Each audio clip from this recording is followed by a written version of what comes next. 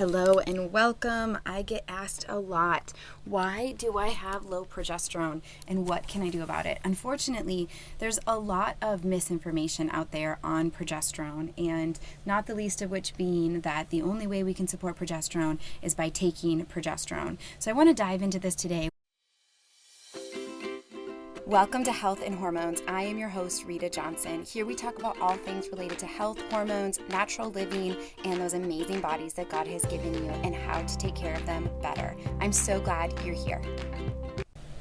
All right, friends, so let's dive into this. Maybe you went to the doctor because you noticed some things on your chart that weren't as they should be. Perhaps you were noticing a variable length of your post-peak phase. So ideally, we want to see the post-peak phase not varying by more than 2 days. If we sometimes have an 8-day post-peak phase and then other times have a 17-day post-peak phase, that is a sign that we need to really dive deeper into. Some other things that we might see that could be attributed to low progesterone would be things like tail end brown bleeding at the end of menstruation or even before your period.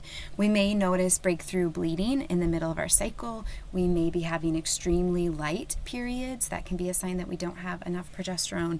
There's a myriad of factors and things that we can see, but overall, I will say that in general, when we feel that we have a lot of unchecked inflammation, that can be another sign of low progesterone because progesterone does help dampen our inflammatory response. If we're told that we have really high estrogen or if we're noticing really long mucus buildup cycles, these are all things that can point to low progesterone and things that we need to dive deeper into supporting your body and what that looks like uniquely for you. So although there may be a time that it's really helpful to take progesterone with your cycle, we don't want to just take the progesterone without also looking at lifestyle modifications. So things we can do to support our overall health as we also take the medication. And I would argue this is true with about any medication that is out there. We want to always be coupling them with the lifestyle changes, especially if you are one of the population, and I believe there's a lot of us, that don't just want to take a pharmaceutical for the rest of our life. We don't want to say that that is our only option. We would like to say, okay, let's take a pharmaceutical temporarily if that's what my body is needing, and then let's do everything else we can to really support it so that we can then someday, with the help of your doctor, get off of that medication. So the first thing I want to say about low progesterone is that oftentimes we will hear that we have low progesterone and we feel like we've gotten a diagnosis. We feel like we have really uncovered the root of what's been going on with our health. Although that may be a reason why you're having a hard time conceiving, it may be the reason why your chart is looking abnormal, it is not in itself a root cause solution. So when somebody tells me that they have low progesterone, I'm not like, there's our answer. I'm first thinking, why is this person in front of me not making enough progesterone? There's a whole host of things that have to be happening and working optimally in order for our body to make its own progesterone. So I want to dive into some of those because a lot of times we're not told these things, and so then we just leave with a prescription for progesterone and aren't quite sure what else to do beyond that. So some reasons you might not have enough progesterone could be things like your diet. If you're not getting enough dietary sources of healthy cholesterol and you're not going to be able to utilize the cholesterol from your diet to make cholesterol-based hormones, which progesterone is a cholesterol-based hormone. Digestion, so if you are eating those beautiful healthy fats but you're not breaking them down and absorbing them well, then that can be a preventative factor of us being able to make enough progesterone. If I'm not absorbing my healthy fats and they're just passing through my body, that is a problem. And that's something we can see whether it's symptomatically. Sometimes that's where we kind of go with this. If somebody is telling me that they have a high sugar craving, they have a really difficult time saying no to sweets. If they're dealing with pain in between their shoulder blades and their upper back, if they just feel like they aren't getting enough fats because their skin or their hair or they're, noticing a lot of dry flakiness, those are all signs that we need to really support somebody's fat absorption. We can also see this on a GI stool map. So if you did some functional testing, particularly with stool testing, we can see if there's fat still present in the stool, which would tell us that you're not breaking it down. And so whether we need to support the liver, whether we need to support the gallbladder, or how we need to do that is kind of dependent from there on whatever else we see presenting itself. It may be just a dietary support. We may need to diversify the fats that you're consuming, or we may need to actually support the function of digestion. Some other things that can prevent us from making enough progesterone are if we have insulin resistance, or if we're pre-diabetic or diabetic.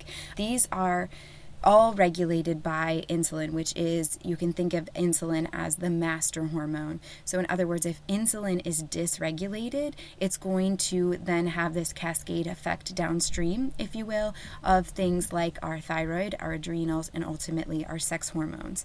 Sex hormones are like our low-hanging fruit, right? We're really thinking about them in terms of they are the most incredible thing that our body can do, is to grow another human being.